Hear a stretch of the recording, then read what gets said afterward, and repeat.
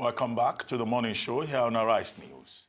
According to economic experts, the ongoing uncertainty about President Muhammadu Buhari's ministerial list continues to rob the country of enormous economic opportunities in the form of foreign direct investment. Even most of Nigeria's bilateral trade partners have been on the sidelines, preferring to play the waiting game for as long as things remain the way they are. And so, what's the upshot? Well, look at this issue and a lot more affecting the country at the moment.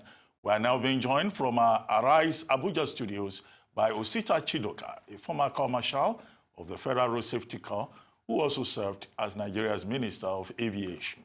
Osita Chidoka, welcome to the morning show. Welcome to the morning show. Good morning. Yeah, good morning. Thank you, Ruben. Good morning. Thank you, Leila. Well, good morning. Osita, let's start with,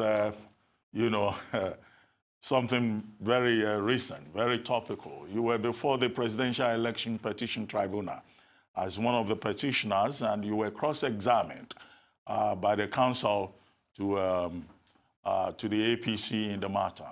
And the issue of the server, this controversial INEC server came up, and you were asked whether you've seen the server, you were asked whether you are truly aware of its existence, and then you quoted the chairman of the INEC as the person who talked about the server. Some commentators have said, it sounds very strange that you'll be relying on hearsay to be part of that petition. What do you say to that? Well, I will not really like to go deeply into the issues before the court, as we all know, that may be sub judice. But I want to clarify that I'm sure, do you have a driver's license, Ruben? Of course. Do you have a driver's license? Of course. You want me to show it on air? Yes. Yeah. You know that driver's license was produced from a remote electronic system that has servers. Have you seen the server? The answer would definitely be no.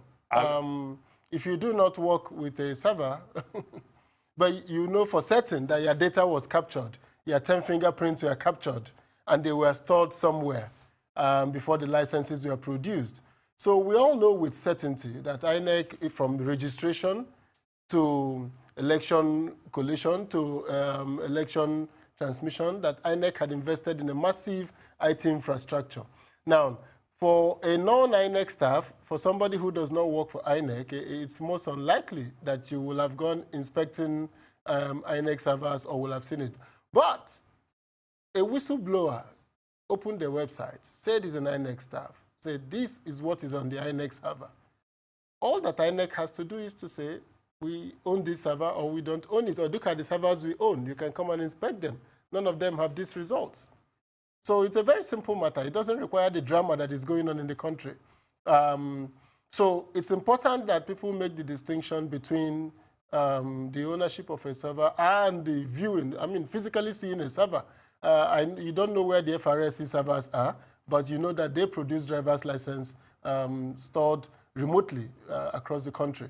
So I believe that without going into the legal issues involved, that the matter is a simple matter. As INEC opens their defense on the 29th, I will expect them to tell the country, these are the investments we have in servers, these are the ones we have. The one listed by this whistleblower, we have it or we don't have it. It's a very simple matter.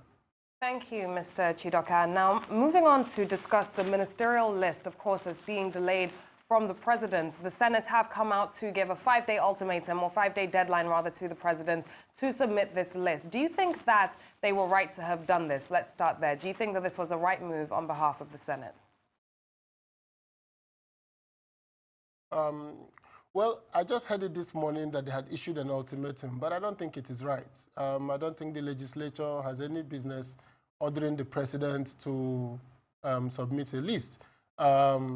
They could also advise the president to submit a list as a party, the APC or the other stakeholders, but I don't think there is any need for an ultimatum. But on a wider note, I think it is tragic that having been elected in February, the election was February 23rd, he stayed all through the month of March, April, May, sworn in on May 29th. And this is now, we're going to July 29th, 2 months after swearing in. and the president says he's under pressure. It's really sad, it's really tragic, because this is an indication to the whole world about how serious we're taking the issue of governance, about how serious the president will take the ministers. When he took that decision in 2015, there were a lot of fund managers who moved out their funds from Nigeria, noting that a government that hasn't formed a government in 6 months will not take that cabinet serious. So I believe that a totally wrong signal has been sent to the whole world. I don't know how they can recover from that damage. But if you compare him with what Narendra Modi did in India, the day he was sworn in was the day his cabinet went to have their first meeting to determine a program for the poor people, programs that he has in mind to do in his new term for poor people, was passed on the first day. This is a signal. This is signaling to the world that we're ready for business. The same thing happened to Cyril Ramaphosa when he took over in South Africa. He formed a government immediately.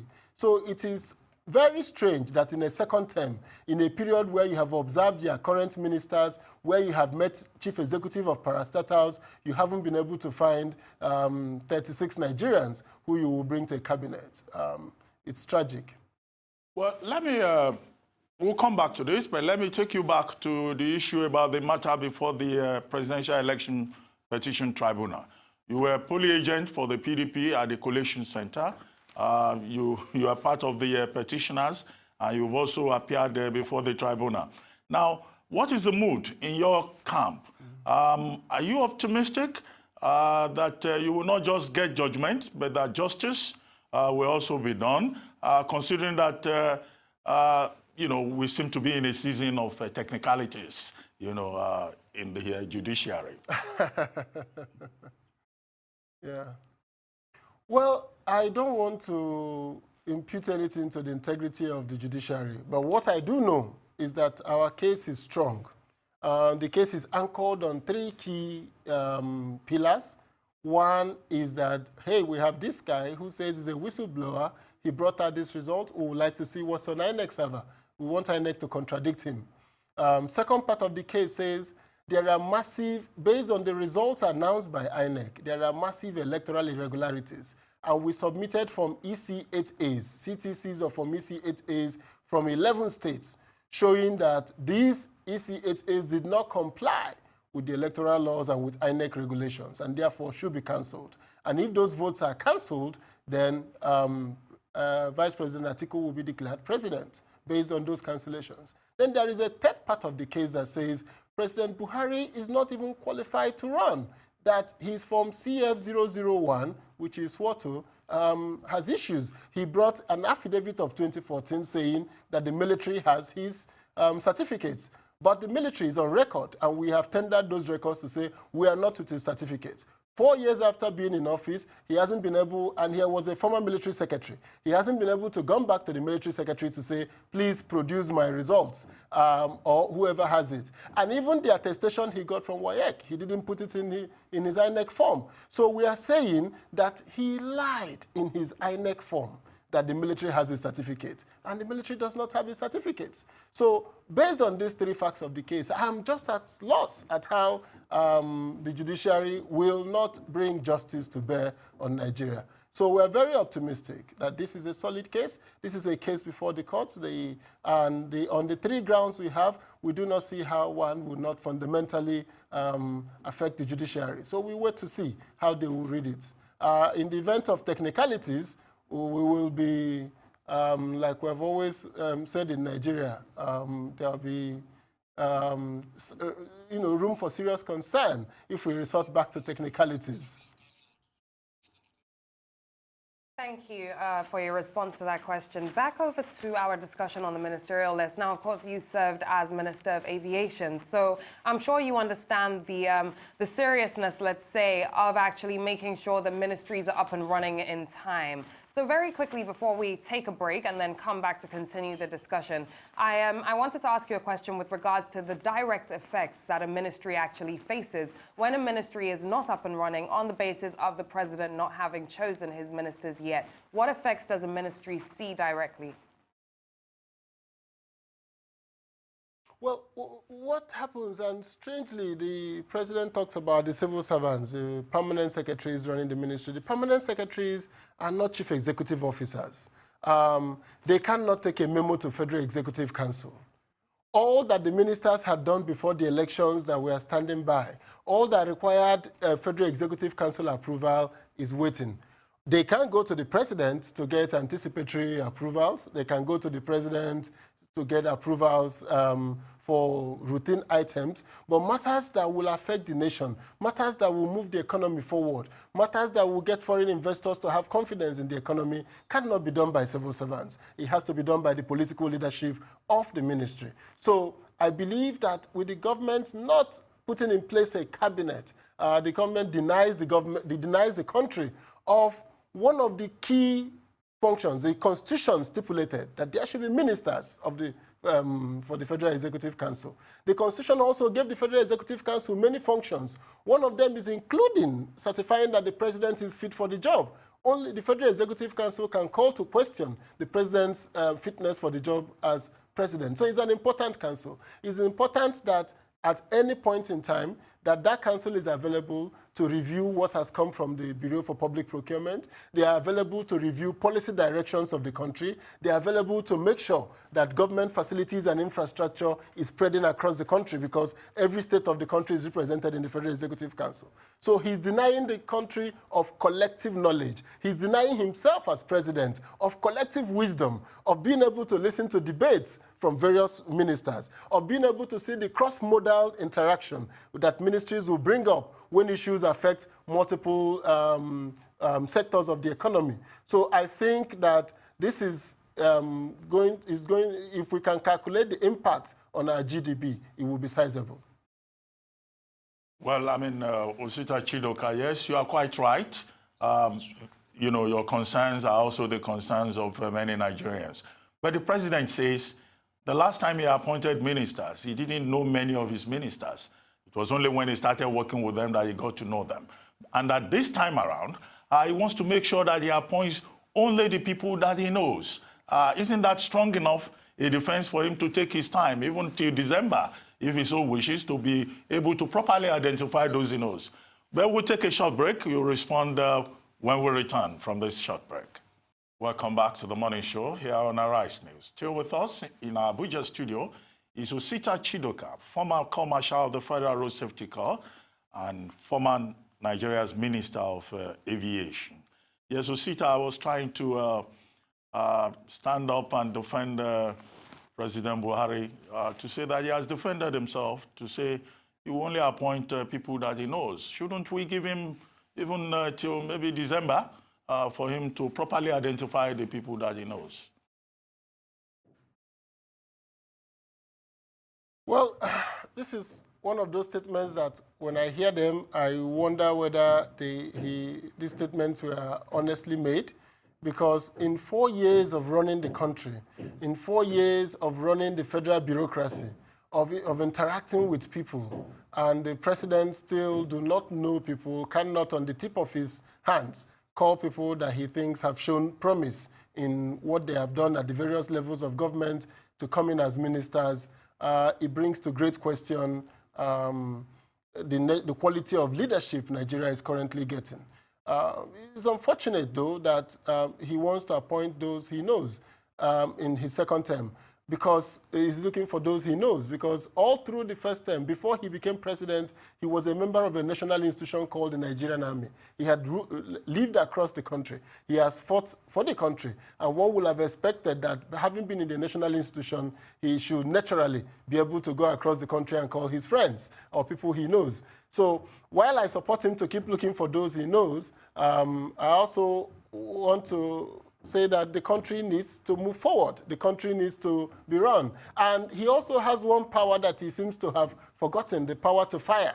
So the moment you hire doesn't mean that you cannot fire. In his 4 years, he has shown a proclivity not to fire. He has only shown he can hire, but rarely wants to fire. So the president is actually, if he wants to wait till 2023 to appoint a cabinet, that's fine for him, but the country cannot afford to wait. There are serious issues facing the country. There are serious concerns about the integrity of our country. There are serious concerns about the nature of our union. There are serious concerns about sectoral issues in health, in education, in transportation that needs to be urgently addressed. And he doesn't have the luxury of time. He has only 3 years plus to go. He's no more 4 years after 1 month. He has less than 3 years, 11 months. And that means that substantially in the next 3 months, in the next 4 months, he will have spent a sizable portion of his time. 10% of his time will have gone. So by the end of 1 year, 25% of his time will be gone. So the president needs to come back quickly to look at the issues concerning Nigeria and see that we begin to stop the hemorrhaging going on in the country, the economic hemorrhage, the bloodletting that is going on in the country. And we cannot wait for those he knows. You're absolutely right. The luxury of time does not exist in this case. And before we went on a break, you mentioned that you don't think the Senate were right to have given an ultimatum to the president in this regard, but the Senate should have advised, you used the word advised, President Muhammadu Buhari on this matter at hand. But when the Senate first came out to say that they were going to delay their recess in order to receive this ministerial list and ensure that the ministries are up and running, wasn't that already enough on behalf of the Senate? What else could the Senate possibly be doing at this point in time? Does the president seem as though he's going to take quote-unquote advice from the Senate on, with regards to this matter, or do they actually have to act with some level of force?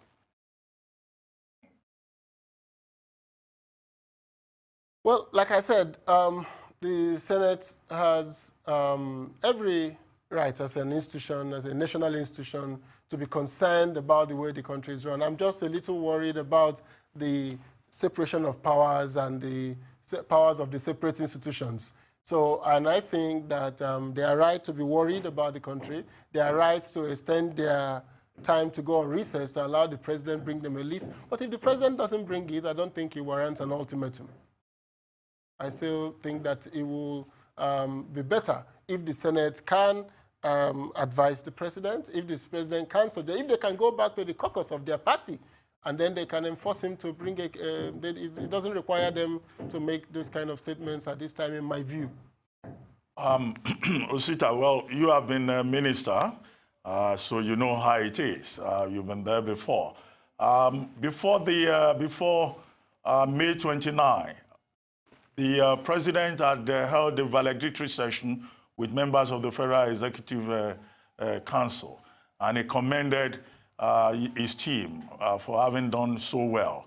Now, in your opinion, you know, who and who do you think, if you were to recommend to the president, I know it's his prerogative, who and who do you think you could retain from his former team and bring back as a minister? I'm not in a position to answer that question because I did not evaluate the ministers on their mandate. I don't know what mandates the ministers were given. I don't know what criteria he used in measuring their output. It would have been nice if I saw their schedule and saw what was the target given to them and how much they achieved that target. It is important that we put this country in perspective. When we talk about the PDP years in the country, we must talk about PDP years in relation to the 1999 situation in the country when the military handed over the country to PDP. We must remember where Nigeria was in 1999 and where Nigeria was in 2015 when the APC took over. The APC took over a stronger country than what the PDP inherited. PDP inherited only $3 billion as foreign reserves and walked away with over close to $40 billion in 2015. PDP inherited multilateral debts of about close to $40 billion and paid it off during the time of PDP. So for now, to measure the output of the APC, we need to benchmark them, that having inherited this stronger economy, as it were, having inherited a country that had bigger banks, having inherited a country that had embraced ICT, the telephone networks have been working, one will have expected to see that our policy direction, our direction to making the country a better country will have been to see where we are today and where we want to be. It is that where we want to be that I do not know, because if I know where the government wants to be, then I can evaluate whether in 4 years they made progress to where they want to be. And it's, the matter is up in the air because they have still not told us where they want to be at the end of the 4 years that they have taken over now. In these 4 years that the president has and the APC has to run this government, we do not know where they want to go. but we need to have some clarity about the country they inherited. As far as I'm concerned, they inherited a more united country. It is a lot more divided country today. Well, Osita, if I may play the devil's advocate, permit me to use that phrase. The Buhari government insists that, they plan to take the country to the next level. That was the campaign slogan. And the government also has what they call an economic recovery growth plan. I don't know whether you are aware of that, which is the roadmap that they have submitted. And then again, they insist that, yes, the PDP was in power for 16 years, but that the PDP created all the problems that the APC government is having to deal with today, from corruption to insecurity to economic recession and all of that. What do you say to that?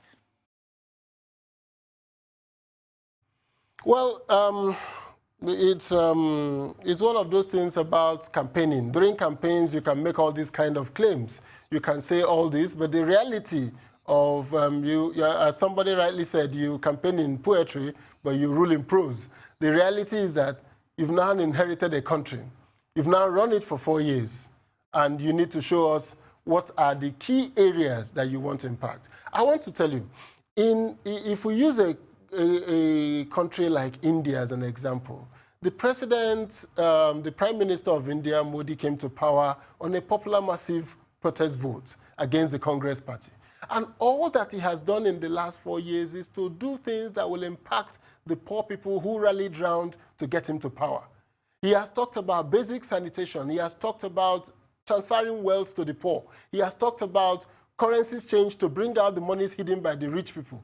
Everything that Modi has done has been to create opportunities for the poor. In Nigeria, the president has come to power on 80% of the votes that brought him to power in 2015 came from the north. 80% of the votes that brought him to power. In 2015, it's 77% of the votes. In that 80%, the bulk of them were poor northerners.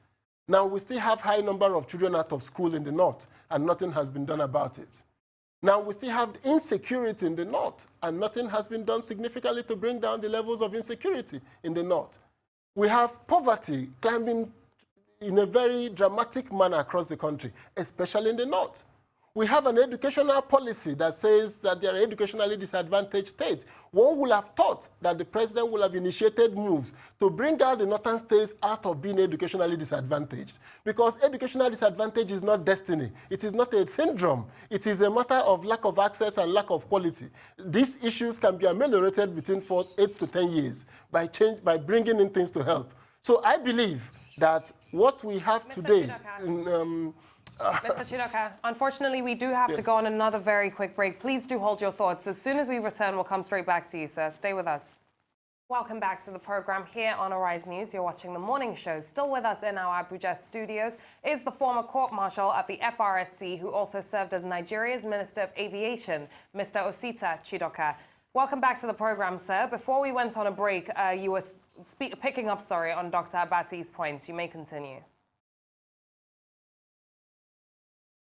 Yes, so I am of the considered view that the issues confronting the nation, the underlying root of the insecurity, the absence of education, poverty, has not been tackled.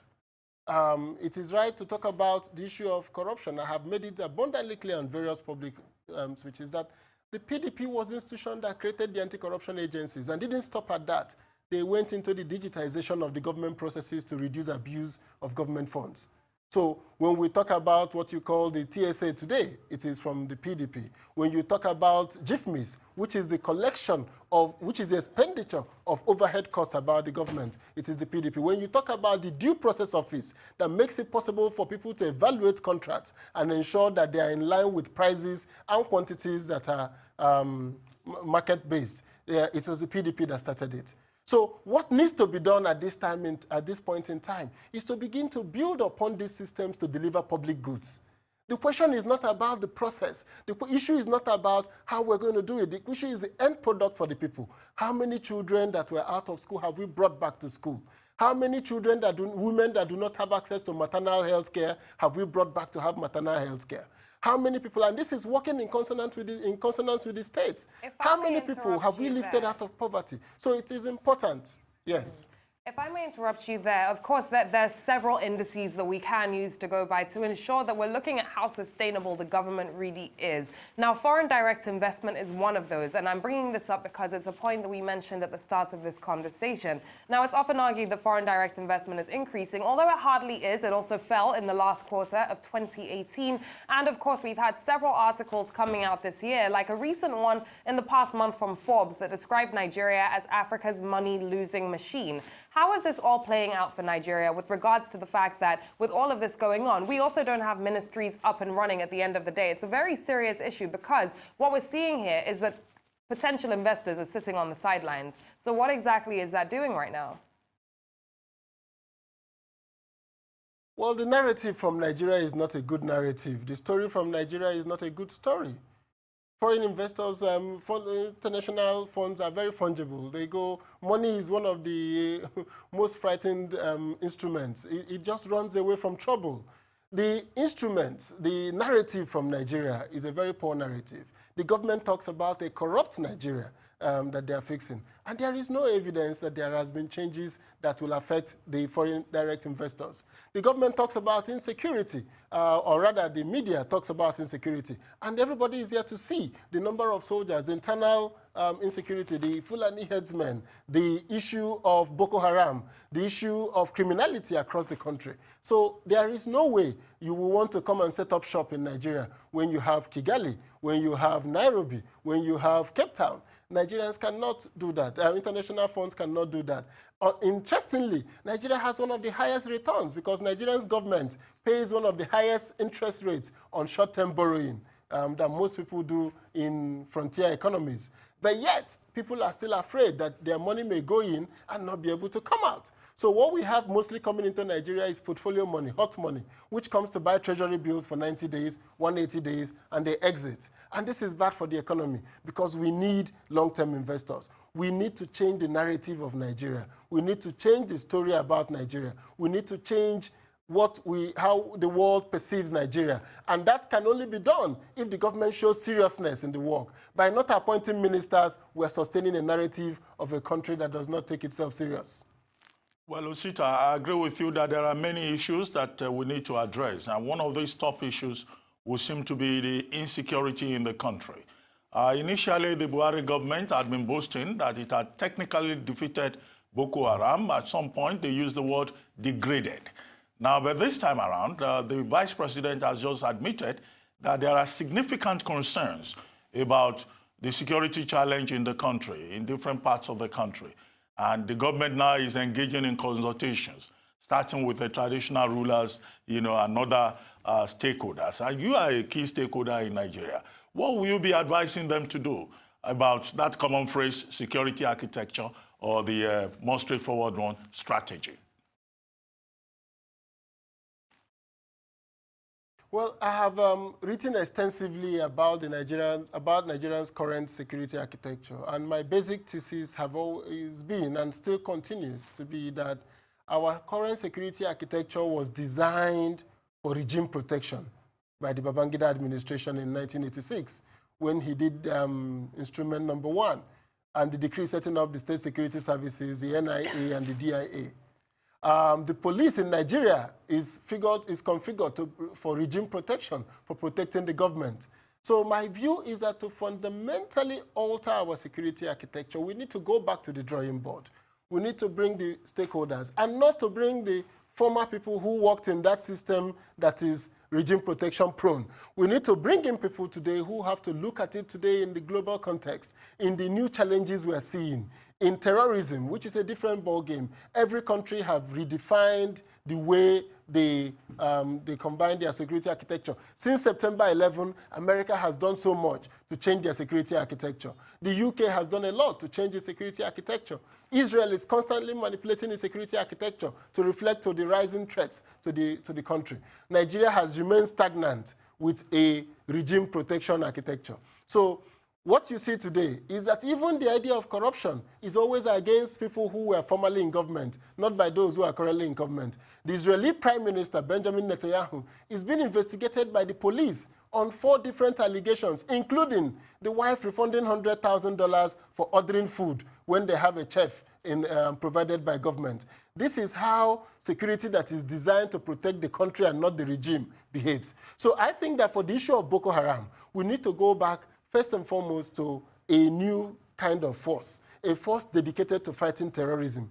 We need to provide a force that is mobile, a force that is strong, that is not the military, halfway between the military and the police. What was the idea of the mobile police force? We need to rethink it again and bring out purely based on merit, purely based on capabilities, to produce a new set of people who can go in and fight. I saw the Chief of Army Staff lamenting that the soldiers are not fighting.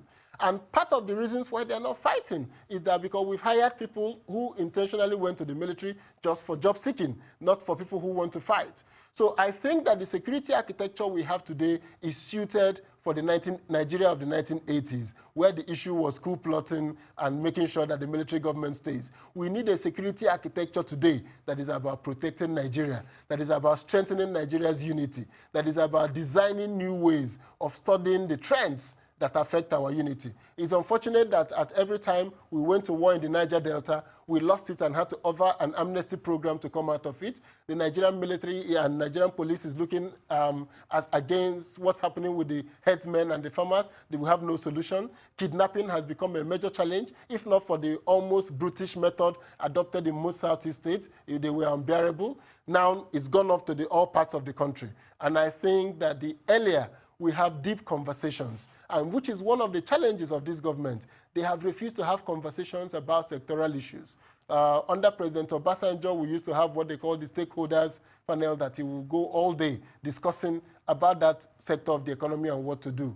We need to rise above the I know it all attitude to an attitude that will allow for more information and the dynamics of being able to change the Nigerian narrative. But as it is today, our security architecture is not designed to fight the current security challenges in Nigeria, and something needs to be done urgently about that. It's very interesting that you stated that we need a new force. Of course, this is something that we've heard multiple times. There's one side of the argument that is used a lot, that a new force should be created.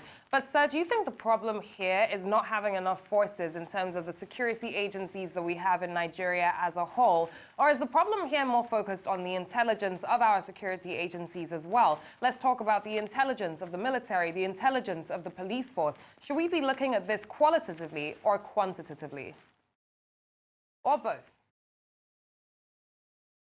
Well, it's a mixture of both. But when we talk about intelligence and intelligence gathering today, it has become digital. It has become electronic mainly. If you look around the world, everybody is collecting vast troves of data and analyzing them every day. So you need bright people to be able. Intelligence agencies presupposes intelligent people. In a world where the Googles of this world and the Amazons of this world are competing for brilliant people, the CIA is permanently on a recruitment prowl, trying to find people who can decrypt what is going on in the world today. It's only in Nigeria that you hear of agencies of government having one-day recruitment program and hiring people based on funny criteria.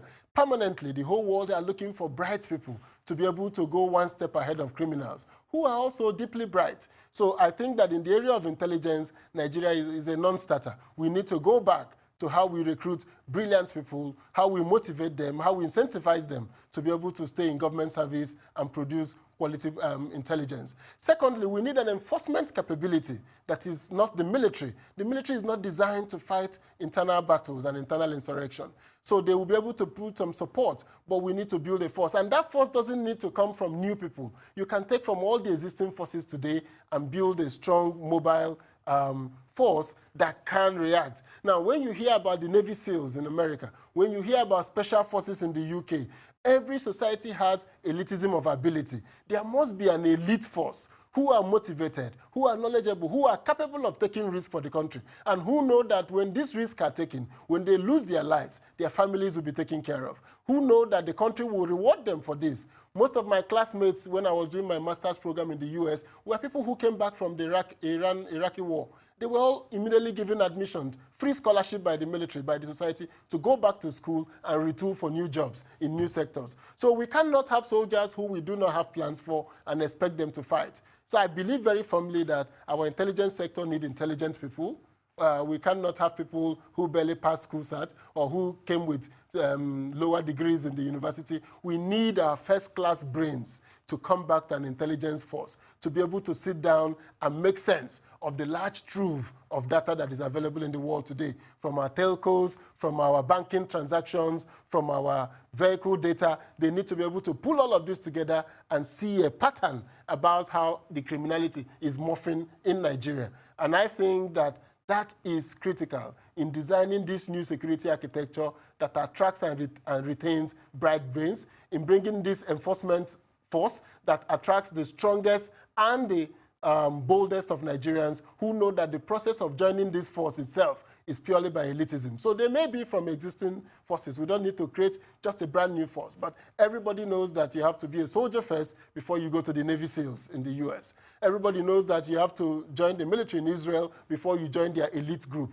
So for you to join that elite group, Nigeria needs to build it, and the time to build it is now. And the State Security Services Department has to be unbundled to remove them from a regime protection mindset, providing security aids to the president and to services. That should be given to another agency. They should retain the pure work of an intelligence agency, retaining and bringing in bright people to be able to advise and give the other enforcement agencies information about how criminality is morphing in Nigeria. Well, just before we go on break, I have another question for you, and this has to do with this whole controversy over whether or not the Nigerian government, under President Buhari's watch, should set up Ruga cattle colonies, or what is otherwise known as Fulani settlements in 36 states of the Federation. I'm sure you've been following the conversation around that. Some people say, this is just an economic issue, and our government has the right to support herdsmen. You used the phrase earlier on Fulani herdsmen. I don't like to attach ethnic label to it, because now you must be aware that there are also Igbo herdsmen, what they call Efi-Igbo in, I think, Anambra, and that has been in the media. But really, what are the implications of all of this from a policy perspective and in terms of national unity? Then we'll take a short break, and then you can respond to this with as much detail, as possible. Welcome back to the morning show here on our Rice News channel. We still have with us on this program in our Abuja studio, Osita Chidoka, former Corps Marshal of the Federal Road Safety Corps, former Nigeria's Minister of Aviation. Now, Osita, before we went on break, I had asked you a question about Ruga settlements, or what some people call Fulani cattle colonies, and the conversation around all of that, and the implications for national unity, and whether it's good policy initiative or a potentially divisive one. Well, I don't know how the government came about the idea of the settlement. There has been discussions about an agreement at the National Economic Council between the state governors and the federal government about settlement. But I think that fundamentally goes back to the same issue that I'm talking about, the transformation of the economy. We cannot have an economy of today of animals roaming the streets, of grazing in the wild open. The world has moved to ranching and all that. And I believe that it is a function of education. The idea of the nomadic education was intended to have given education to these herdsmen, and to make it possible for them to begin to see modern techniques in providing animals that are better looked after, and also in an atmosphere that is conducive. So the idea of Ruga settlements is strange to me. Why the federal government wants to go into providing settlements? It is something that I believe that each of the owners of the cattle will be thinking of how to ranch their cattle. I always see the president going to look at his cattle. I believe that those cattle, his heads are in a ranch of some sort in his home state in Katsina. I see other big northerners showing off their cattle. I don't know why they're allowing this young people to be walking all through Nigeria in search of pasture. I think that we can be able to provide pasture. We can be able to grow the animals better, make them to produce better milk. All the milking cows in Nigeria are imported. Our cows do not produce enough milk for those who have farms that milk. So you find out that there is need for us to improve the quality of our cows. So the Ruga settlement for me is a non-event because the government ought to have moved into providing loans for the farmers to be able to set up ranches, providing agricultural loans. I mean, you've seen all over the country, people have moved up the food chain. If you come to a state like mine in Anambra, if you go to the markets in Anambra, there are less and less of Anambra indigenes in the market. That's what people don't know in Nigeria. More and more of the people are coming from other states, from as far as Kogi, Ebonyi State, and other states are taking over the market. And the reason is that the children of our traders have gone to school. They've gone to become traders. So when you see people working in banking, in insurance, in ICT, and when you see them setting up big businesses in logistics, some of them in retail, is because their children have all come back from university, and they're now looking at their parents' business and changing the dynamics. So what will happen is that even those who have come today to the market will also now have to fund their children to go to school, and you will see continuous change. So the Onitsha market we know today will not be the same in 10 years' time. There may be less and less traffic going to the market because people are going to buy online more and more. And this evolution is happening. Nobody is asking for more land for new markets because it's gradually changing. The dynamics of how we retail is changing. Therefore, I think that the dynamics of rearing cattle in Nigeria, the dynamics of growing it, has to change. And part of the ways to change is to incentivize them through private economic arrangements to be able to go into ranching and be able to provide them with funding to do that. And like we said, in the north, to have large tracts of land. It's coming to Anambra State. Anambra is 4,000 square kilometers.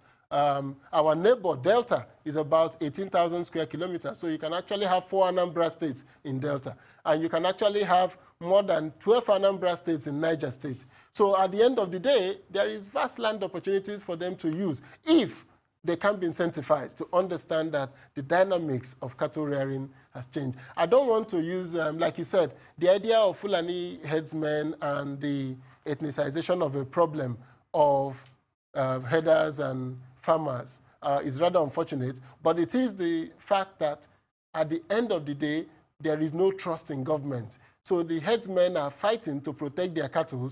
The farmers are fighting to protect their crops. Nobody is going to report the matter to the police. Nobody believes that the police or the military has solution to their problem. That is the tragedy of Nigeria. All these problems are a function of the mistrust of the Nigerian state, and we have to recreate trust in the Nigerian state so people can resolve problems of criminality, problems of people wrongly entering into your property, trespass, can be resolved quickly through our police and court process. But nobody believes the government. Nobody believes the institutions of government. So I think that the Ruga policy will also, worsen the problem.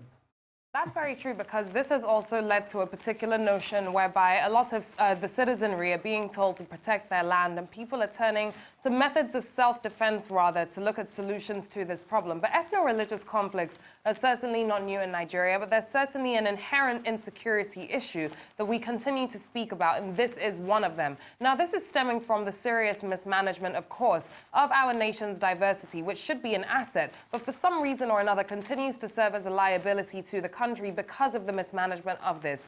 Sir, I would like to get your projections in terms of ethno-religious conflicts in Nigeria and where you see it going in terms of our security architecture. Do you believe that this government, do you have confidence in this government actually overturning the incessant killings, the space of killings and lives being taken and the insecurity all over the nation? Or do you think that we're in a bit of a doom in this instance?